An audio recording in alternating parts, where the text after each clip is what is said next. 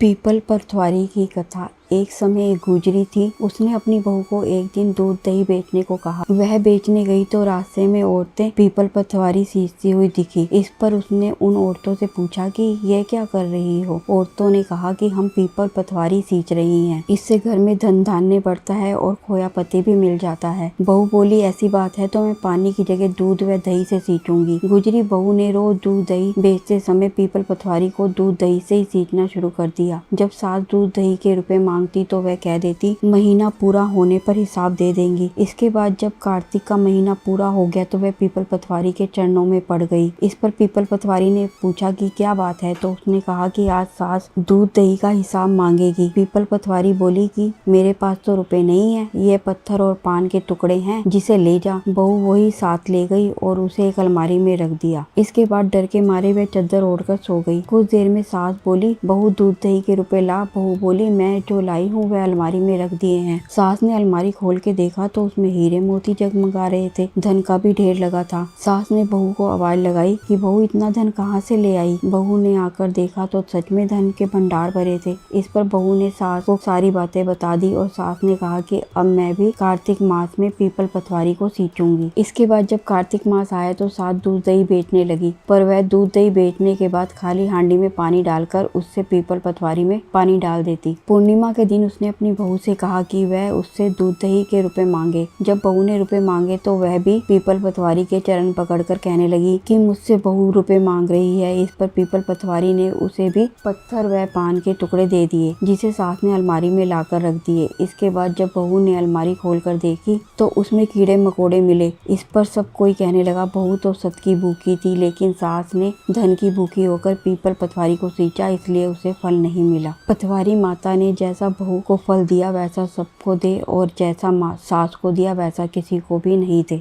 एक लपसी था, एक तपसी था। तपसी हमेशा भगवान की तपस्या में लीन रहता था। लपसी रोजाना सवा सेर की लापसी बनाकर भगवान का भोग लगाकर जी लेता था। एक दिन दोनों लड़ने लगे। तपसी बोला, मैं रोज भगवान की तपस्या करता हूँ इसलिए मैं बड़ा हूँ। लपसी बोला, मैं रोज भगवान को सवा सेर लापसी का भोग लगाता हूँ इसलिए मैं बड़ा। नारद जी वहाँ से गुजर रहे थे। दोनों को लड़ता देख उनसे पूछा कि तुम क्यों लड़ रहे हो। तपसी ने खुद के बड़ा होने का कारण बताया और लपसी ने अपना कारण बताया। नारद जी बोले, तुम्हारा फैसला मैं कर दूंगा। दूसरे दिन लपसी और तपसी नहाकर अपनी रोज की भक्ति करने आए तो नारद जी ने छुपकर 1.25 करोड़ की एक एक अंगूठी उन दोनों के आगे रख दी। तपसी की नजर जब अंगूठी पर पड़ी तो उसने चुपचाप अंगूठी उठाकर अपने नीचे दबा ली। लपसी की नजर अंगूठी पर पड़ी लेकिन उसने ध्यान नहीं दिया। भगवान को भोग लगाकर लापसी खाने लगा। नारद जी सामने आए तो दोनों ने पूछा कि कौन बड़ा, तो नारद जी ने तपसी को खड़ा होने को कहा। वो खड़ा हुआ तो उसके नीचे दबी अंगूठी दिखाई पड़ी। नारद जी ने तपसी से कहा, तपस्या करने के बाद भी तुम्हारी चोरी करने की आदत नहीं गई, इसलिए लपसी बड़ा है और तुम्हें तुम्हारी तपस्या का कोई भी फल नहीं मिलेगा। तपसी शर्मिंदा होकर माफी मांगने लगा। उसने नारद जी से पूछा, मुझे मेरी तपस्या का फल कैसे मिलेगा। नारद जी ने कहा, यदि कोई सारी कहानी सुने लेकिन तुम्हारी कहानी नहीं सुने तो फल तुझे मिलेगा। उसी दिन से हर व्रत कथा कहानी के साथ लपसी तपसी की कहानी भी सुनी और कही जाती है।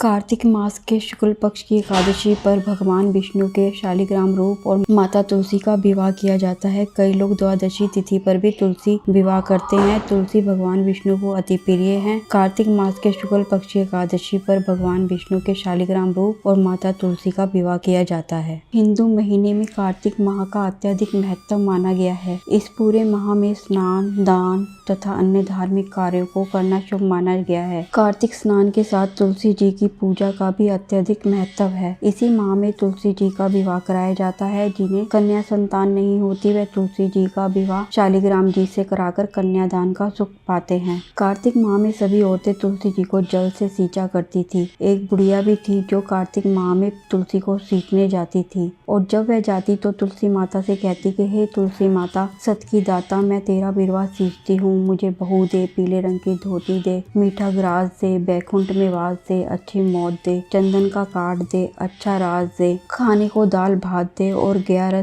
के दिन किशन का कांधा दे। बुढ़िया माँ की ये बातें सुनकर तुलसी माता सूखने लगी।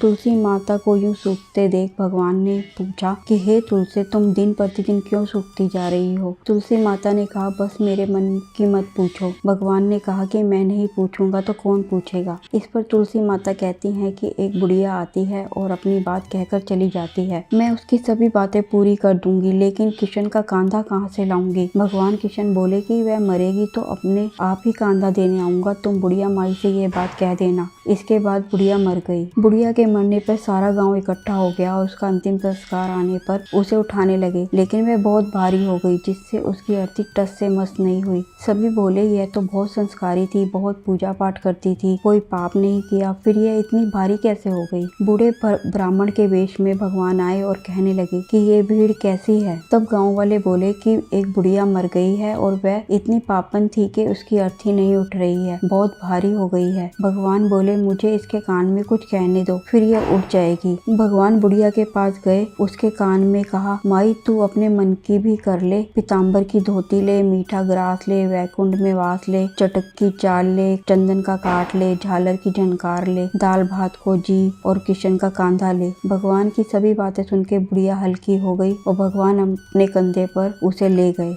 बुढ़िया को मुक्ति मिल गई और वह वैकुंठ को चली गई। हे तुलसी माता, जैसे आपने उस बुढ़िया माई की मुक्ति को वैसे सभी की करना, जैसे भगवान ने उसे कांधा दिया हमें भी देना। बहुत समय पहले की बात है। एक थी इल्ली और एक था घुन। एक दिन इल्ली बोली कि आओ घुन, कार्तिक का स्नान करें। घुन बोला कि तू तो गोरी पड़ी है, तू ही नहा ले, मेरा तो मोट मांजरा पड़ा है, मैं तो नहीं नहाऊंगा। मैं तो हरे बाजरे का सीटा खाऊंगा और ठंडा पानी पीऊंगा। दोनों के बीच हुई इस वार्तालाप के बाद इल्ली तो राजा के लड़की के पल्ले के साथ लग के चली गई और घुन नहीं नहाया। कार्तिक माह खत्म होते ही दोनों मर गए। कार्तिक का स्नान करने से इल्ली राजा के घर जन्म लेती है और घुन राजा के यहाँ गधा बनता है। राजा की बेटी बड़ी हुई तो उसके विवाह का दिन आया और वह ससुराल के लिए विदा होने लगी। विदा होने के समय अचानक ही बेटी की बैलगाड़ी रुक गई तो राजा रानी दोनों बोले कि ये बैलगाड़ी क्यों रुक गई। बेटी तुझे तो जो मांगना है मांग ले। लड़की बोली, मुझे यह गधा चाहिए। यह सुन राजा रानी बोले कि यह क्या मांगा है, कुछ और मांग ले, यह भी कोई मांगने की चीज है। लड़की अपनी बात पे अड़ गई और बोली, मुझे तो यह गधा ही चाहिए। लड़की की बात सुन गधा फुदक फुदक कर भागने लगा और लड़की के साथ वह भी चला गया। महल जाकर लड़की ने उसे नीचे ही सीढ़ी से बांध दिया। एक दिन लड़की सीढ़ी से उतरने लगी तो गधे ने कहा कि ऐ सुंदरी, मुझे पानी पिला दे। तब लड़की बोली कि जब तुझे कहा था कि आ कार्तिक नहा ले, तब तूने मना कर दिया था। तूने कहा था कि मैं बाजरा खाऊंगा और ठंडा पानी पीऊंगा। लड़की और गधे की वार्तालाप उसकी देवरानी जेठानी सुन रही थी। वह दोनों अपने देवर के पास गई और बोली कि यह तुम किस जादूगरनी को ब्याह कर लाए हो, यह तो जानवरों से बातें करती है। अपनी भाभीियों की बात सुनकर लड़का बोला कि मैं जब अपने कानों से सुनूंगा और आंखों से देखूंगा तभी मानूंगा। अगले दिन वह सीढ़ी पर छिपकर बैठ गया। उसकी पत्नी आई और गधे ने उससे फिर वही बात कही, जिस पर रानी ने वही जवाब दिया। यह सब देख वह राजकुमार तलवार निकालकर सामने आया और बोला, तुम जानवरों से कैसे बात कर सकती हो, बताओ कि तुम कौन हो। उसकी पत्नी ने उससे बहुत कहा कि औरत का भेद नहीं खोलना चाहिए, लेकिन वह अड़ा रहा कि नहीं, मैं तो सब जानकर ही रहूंगा। राजकुमारी की जिद के आगे उसकी पत्नी हार गई और उसने पिछले जन्म की सारी बातें उसे बता दी कि वह इल्ली थी और यह गधा घुन था। इससे मैंने कार्तिक नहाने की बात कही, लेकिन इसने मना कर दिया, जिसके परिणाम स्वरूप यह इस जन्म में गधा बन गया और मैं राजा के पल्ले से लगकर नहाई तो मैं राजकुमारी के रूप में पैदा हुई, इसलिए मैं तो इससे पिछले जन्म की बातें कर रही थी। सारी बातें सुनकर राजकुमार बोला कि क्या कार्तिक स्नान का इतने पुण्य मिलता है। रानी ने कहा कि हाँ, बहुत पुण्य मिलता है। अपनी पत्नी की सारी बातें सुनकर राजकुमार ने कहा कि यदि कार्तिक स्नान का इतना महत्व है तब हम दोनों जोड़े से कार्तिक स्नान करेंगे और दान पुण्य भी करेंगे, ताकि आने वाले समय में हम सुख पूर्वक रह सकें। दोनों ने जब जोड़े से स्नान किया तो उनके पास काफी धन हुआ। इस कहानी के बाद सभी को कहना चाहिए कि हे कार्तिक महाराज, जैसा आपने इल्ली को फल दिया वैसा ही सभी को देना, लेकिन घुन जैसा फल किसी को ना देना।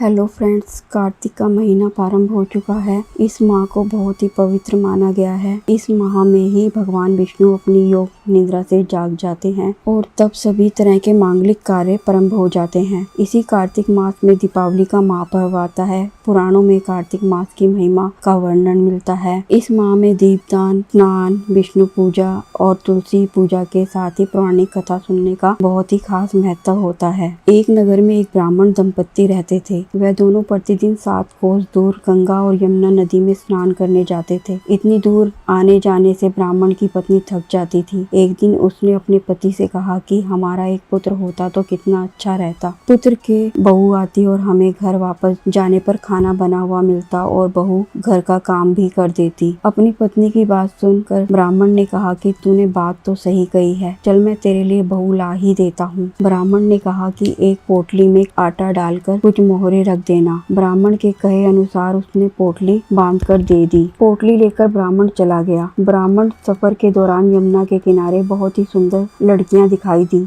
वह रेत में घर बनाकर खेल रही थी। उनमें से एक लड़की ने कहा कि मैं अपना घर नहीं बिगाड़ूंगी, मुझे तो रहने के लिए ये घर चाहिए। लड़की की बात सुनकर ब्राह्मण मन ही मन सोचने लगा कि बहू बनाने के लिए यही लड़की उचित है। जब वह लड़की जाने लगी तो ब्राह्मण भी उसके पीछे पीछे उसके घर तक चला गया। वहां जाकर ब्राह्मण ने उस लड़की से कहा, बेटी कार्तिक मास चल रहा है, इसलिए मैं किसी के घर का खाना नहीं खाता। मैं अपने साथ आटा लेकर आया हूँ। तुम अपनी माता से पूछो कि क्या वह मेरे लिए आटा छानकर 4 रोटी बना देंगी। यदि वह मेरा आटा छानकर रोटी बनाएंगी तो मैं रोटी खा लूंगा। लड़की ने जाकर अपनी माँ को ये सारी बातें बताई। माँ ने कहा, उचित है, जाकर ब्राह्मण से कह दो कि वह अपना आटा दे दे, मैं रोटी बना दूंगी। जब वह आटा छानने लगी तो आटे में से मोहरे निकली। वह सोचने लगी कि जिसके आटे में इतनी मोहरे हैं उसके घर में कितनी मोहरे होंगी। जब ब्राह्मण खाना खाने बैठा तो लड़की की माँ ने उस ब्राह्मण से पूछा, क्या आपका कोई लड़का है? तो क्या आप उस लड़के की सगाई करने जा रहे हो? यह सुनकर ब्राह्मण ने कहा कि मेरा लड़का तो काशी में पढ़ने गया हुआ है, लेकिन यदि तुम कहो तो खांड कटोरे से विवाह करके तेरी बेटी को मैं अपने साथ ले जाऊं। लड़की की माँ ने कहा, ठीक है ब्राह्मण देव। इस पर लड़की की माँ ने लड़की की खांड कटोरे से शादी करके ब्राह्मण के साथ भेज दिया। ब्राह्मण ने घर आकर कहा, रामू की माँ दरवाजा खोल कर देख, मैं तेरे लिए बहू लेकर आया हूँ। ब्राह्मण की पत्नी भीतर से ही बोली, हमारे तो कोई बेटा बेटी नहीं है तो बहू कहाँ से लाए? दुनिया ताने मारती थी, अब आप भी मारने लगे। ब्राह्मण ने कहा, तू दरवाजा खोल कर तो देख। जब ब्राह्मणी ने दरवाजा खोला तो सामने बहू को खड़ी देखा। उसने बहू का स्वागत किया और आदर सत्कार से अंदर ले गई। अब जब ब्राह्मण अपनी पत्नी के साथ नदी स्नान करने जाता तो पीछे से बहू घर का सारा काम करके और खाना बनाकर रखती थी। वह उनके कपड़े धोती और रात को हाथ पैर दबाती थी। इस तरह बहुत दिन बीत गए। ब्राह्मणी ने अपनी बहू से कहा कि बहू कभी भी चूल्हे की आग मत बुझने देना और मटके का पानी खत्म मत होने देना। परंतु एक दिन चूल्हे की आग बुझ गई। यह देखकर बहू घबरा गई और भागी भागी अपनी पड़ोसन के पास गई और कहा कि मेरे चूल्हे की आग बुझ गई है, मुझे थोड़ी आग चाहिए। मेरे सास ससुर सुबह 5 बजे से गए हुए हैं, वह थके हुए घर आएंगे, इसलिए मुझे उनके लिए खाना बनाना है। यह सुनकर पड़ोसन ने कहा, तू तो बावली है, तुझे यह दोनों मिलकर पागल बना रहे हैं। इनके कोई पुत्र नहीं है, ये नीच संतान है। बहू ने कहा, नहीं ऐसा मत बोलो, उनका बेटा तो बनारस काशी में पढ़ने गया हुआ है। इस पर पड़ोसन ने कहा कि यह तुझे झूठ बोलकर लाए हैं, मेरी बात सच मान, इनके कोई बेटा नहीं है। अब बहू पड़ोसन की बातों में आ गई और कहने लगी, अब आप ही बताओ मैं क्या करूं। पड़ोसन ने कहा, करना क्या है, जब तुम्हारे सास ससुर आए तो जली हुई रोटियां बनाकर देना और बिना नमक की दाल बनाकर देना, खीर की कड़छी दाल में और दाल की कड़छी खीर में डाल देना। पड़ोसन ने उसे अच्छे से सिखा पढ़ा दिया। फिर जब उसके सास ससुर घर आए तो उसने ना तो उनका आदर सत्कार किया, ना ही उनके कपड़े धोए। जब उसने सास ससुर को खाना दिया तो सास बोली, बहू आज ये रोटियां जली हुई क्यों हैं? दाल भी अलूनी है। तब बहू ने पलटकर कहा, एक दिन ऐसा खा लोगे तो कुछ बिगड़ नहीं जाएगा तुम्हारा। सास ससुर को खरी खोटी सुनाकर वह फिर से पड़ोसन के पास गई और बोला, अब आगे क्या करना है? पड़ोसन ने कहा, अब तुम 7 कोठों की चाबी मांग लेना। अगले दिन जब भी स्नान करने के लिए जाने लगे तो बहू अड़ गई, मुझे तो 7 कोठों की चाबी चाहिए। तब ससुर ने कहा कि इसे चाबी दे दो। तब सास ने बहू को चाबी दे दी। सास ससुर के जाने के बाद जब बहू ने दरवाजे खोले तो देखा कि किसी में अन्न भरा है, किसी में धन भरा है और किसी कोठे में बर्तन पड़े हैं। जब उसने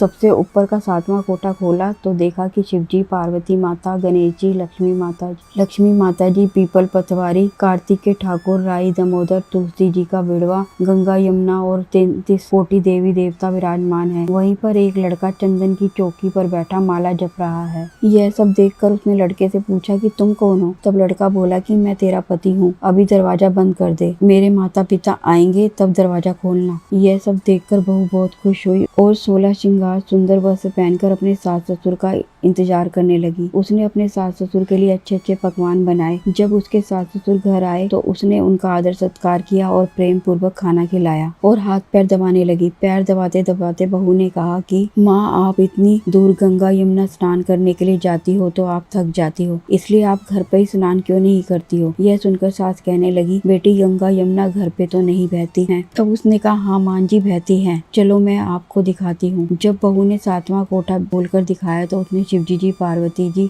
गणेश जी, लक्ष्मी जी, पीतल पतवारी, कार्तिक के ठाकुर, राई दामोदर, तुलसी जी का बिड़वा, गंगा यमुना बह रही है और 33 कोटि देवी देवता विराजमान है। वहीं चौकी पर बैठा एक लड़का माला जप रहा है। माँ ने उसे देखकर कहा कि बेटा तू कौन है? लड़का बोला, माँ मैं तेरा बेटा हूँ। तब ब्राह्मणी ने पूछा कि तू कहाँ से आया? लड़के ने जवाब दिया कि मुझे कार्तिक ने भेजा है। माँ ने कहा, बेटा ये संसार कैसे मानेगा तू मेरा बेटा है? माँ ने कुछ विद्वान पंडितों से मदद मांगी। पंडितों ने कहा, इस पार बहू बेटा खड़े हो जाएं और उस पार माँ खड़ी हो जाए। माँ ने चमड़े की अंगुलियां पहनी हो और छाती में से दूध की धार निकलकर बेटे की दाढ़ी मूछें भीगे और पवन पानी से गठजोड़ा बंधे, तब मानेंगी कि यह उस माँ का ही बेटा है। उसने ऐसा ही किया। चमड़े की अंगियां फट गई और इसे दूध की धार निकलकर बेटे की दाढ़ी मूछ भीग गई। पवन पानी से बहू बेटे का गठजोड़ बन गया। यह सब देखकर ब्राह्मण और पत्नी का खुशी का ठिकाना न रहा। तो यह थी कार्तिक मास की कथा। ये कार्तिक के ठाकुर जैसे ब्राह्मण और ब्राह्मणी को बहू बेटा दिया है, वैसे सबको देना। कार्तिक मास की कथा कहने, सुनने और हुंकारा भरने वाले सब पर कृपा करना।